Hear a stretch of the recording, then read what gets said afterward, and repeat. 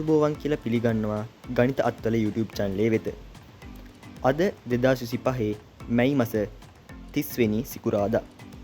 මම මේ වීඩියෝෙන් ගෙන ආවේ 2024 O level විභාගයේ ලියපු කෙනෙක් නම් ඔයාලගේ විෂයන් වල ලකුණු පරාස, ඒ කියන්නේ A සාමාර්ථය කීයෙන්ද, B සාමාර්ථය කීයෙන්ද, C සාමාර්ථය, S සාමාර්ථය, F සාමාර්ථය කොහොමද හම්බෙන්නේ කියලා තමයි මම මේ වීඩියෝෙන් අරන් ආවේ. ඒ හින්දා channel එකට අලුත් කෙනෙක් නම් channel එක subscribe කරලම වීඩියෝ එකට එකතු වෙන්න. අපි එහෙනම් බලමු කොහොමද මෙදා සැරේ ලකුණු වල සාමාර්ථ ලබා දෙන්නේ කියලා.